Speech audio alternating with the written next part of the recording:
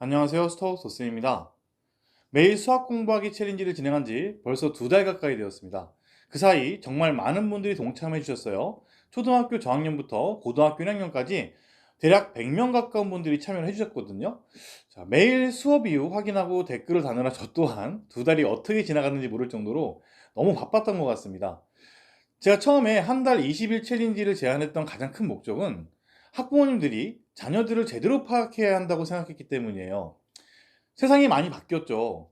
서울대 의대를 진학한 학생들의 공부법 같은 과거에는 돈을 주고도 살 수 없었던 정보들이 이제는 손쉽게 여러 미디어를 통해 얻을 수 있는 시대가 되었어요.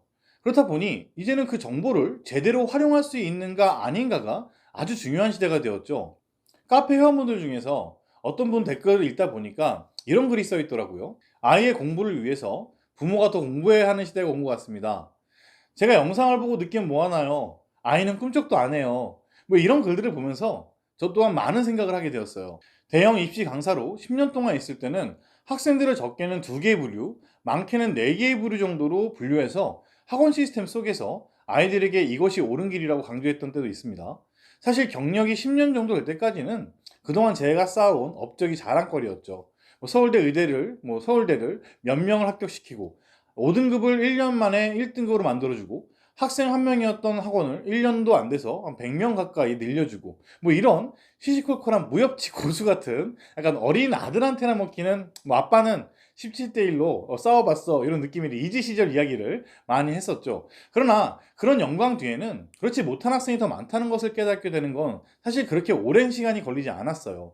내가 서울대를 10트럭을 보냈으면 서울대를 못 보낸 학생들이 한 100트럭은 넘겠구나 라고 말이죠.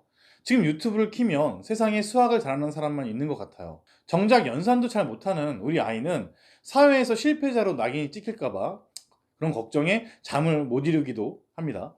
그런데 가만히 생각해 보면 주변에 수학을 잘하는 사람은 생각보다 그렇게 많지 않다는 걸 알게 되실 거예요. 그리고 그 많은 미디어를 통해 수학을 잘한다고 하고 좋은 대학을 간 수없이 많은 학생들 그리고 전문가들의 이야기가 모두 대부분 비슷비슷합니다. 근데 그런데 말이죠.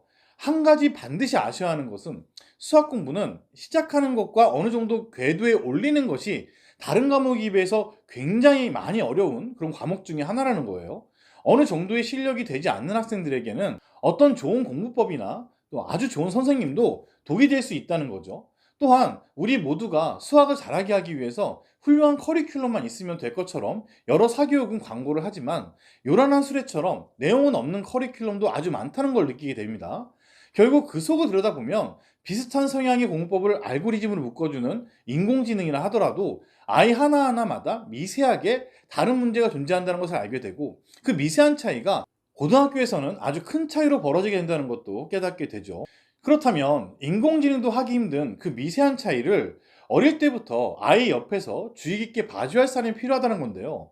그럼 역할을 누가 할 수 있을까요? 1차적으로 부모님이 해주셔야 되는 거죠.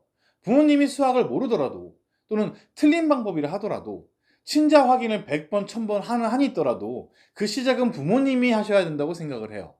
그걸 어릴 때부터 사교육에 맡기신다고요? 제가 가르쳤던 특목 자사고 학생들 중에는 대치 퀴즈로 성장해서 대학까지 간 학생들이 굉장히 많이 있는데요. 그 학생 학부모님들하고 얘기를 해보면 사교육비로 4, 5억 우습게 쓰신 분이 많으시거든요. 그런데 그런 학생들이 다 스카이를 갔느냐?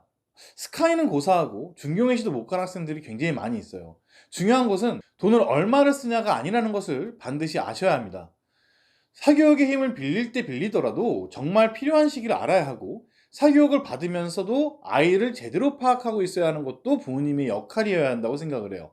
그런 부분들이 초등과 중등 때 형성이 되어야 하는데 5분, 10분짜리 서울대 가는 법, 의대 가는 법 영상 하나로 아이의 공부법을 이리저리 뒤흔들기만 하면 과연 언제 완성이 될까요? 지금도 제가 상담하는 학부모님들 대부분이 아이를 제대로 모르시면서 아이에 대해서 제대로 알고 있다고 착각하시는 분들도 매우 많으세요. 이 부분을 우리 구독자분들께 제대로 한번 말을 해야겠구나라고 느낀 지점이 바로 KMT 1회 테스트 결과가 나온 직후예요.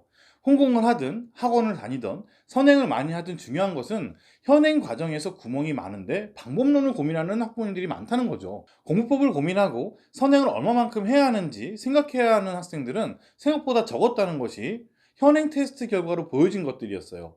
결국 전국에 계신 많은 분들이 제가 항상 말씀드렸던 연산력에서 아쉬운 부분이 제일 많았죠. 이렇게까지 기본이 안 되었었나 하시면서 충격을 받으신 분들도 아주 많으셨어요. 그런 부분과 함께 제가 계속 강조드렸던 수학 공부 습관 잡기를 실천할 수 있도록 진행한 것이 바로 이번 20일 챌린지였어요. 시작할 때는 큰 기대보다는 하나의 계기를 만드는 데 의미를 두자는 생각으로 진행을 했습니다. 그런데 두 달이 지난 이 시점에 와보니 굉장히 많은 변화들을 이끌어낸 아이들이 있었어요. 대표적으로 몇 가지 말씀드려 보면, 첫날 식부분을 조언해준 학생이 다음날부터 식이 이렇게 바뀌는 일이 생겨버렸어요. 제 눈을 의심할 정도였으니까요. 이 학생은 변할 수 있는 계기가 필요했던 학생이었던 것 같아요. 실수로 정말 아쉽게 KMT 테스트에서도 최우수상을 놓치긴 했지만 정말 너무 대견스러운 학생이었고 아주 빠르게 변한 학생 중에 한 명이죠.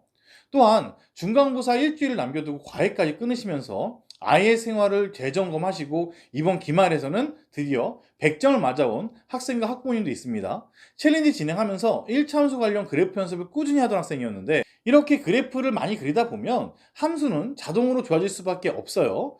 그런 부분을 학생과 어머니의 콜라보가 좋은 결과로 이어져서 저 또한 기분이 매우 좋은 사례였던 것 같아요.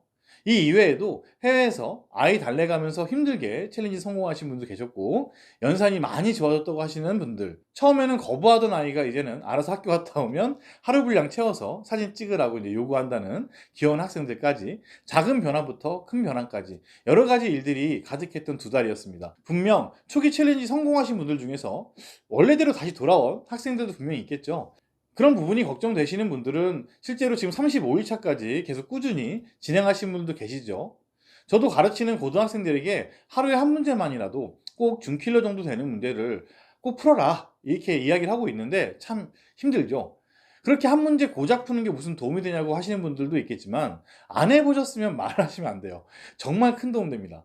하루에 한 문제 푸는 것만으로도 수학적인 사고나 어떤 흐름을 이어가는 것은 분명 큰 도움이 되거든요.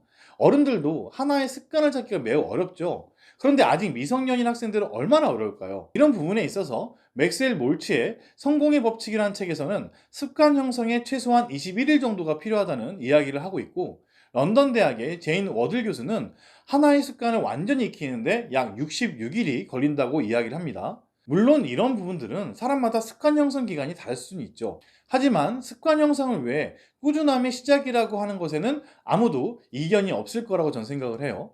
그리고 그 반대의 상황인 나쁜 습관을 고치는 것도, 스탠퍼드 대학 중독 분야의 세계적인 전문가인 에날 엠키 박사는 도파미네이션이라는 자신의 책을 통해서 2주는 금단 현상이 일어나는 기간이고 4주가 되면 자극으로 절여진 뇌가 회복되어서 재설정을 마치는 기간이라고 말하고 있습니다. 이런 부분들 때문에 제가 최소 20일의 챌린지를 하자고 말씀드렸던 부분이 있었는데, 생각보다 많은 변화들이 생겨서 챌린지 시즌 첫 번째를 잘 마무리한 것 같아서 매우 다행이라고 생각을 하고 있어요. 제가 학생들에게 항상 하는 말이 있는데요. 공부는 좋은 습관을 만들면서 잘해지는 학생도 있지만 오히려 반대로 나쁜 습관들을 제거하다 보면 잘해질 수 있다고도 말을 합니다. 두 달간의 챌린지를 함께 해주신 많은 회원분들께 진심으로 감사하다고 말씀드리고 싶고요. 이번 첫 번째 시즌 챌린지를 한 줄로 요약을 해보면, 결국 부모 덕분에 내 아이는 달라집니다 라고 말씀드리고 싶어요. 7월 7일 이후 챌린지 두 번째 시즌으로 다시 찾아뵙도록 하겠습니다. 자, 오늘 영상은 여기까지 하고요. 다음 영상은 더 좋은 영상으로 찾아뵙겠습니다. 감사합니다.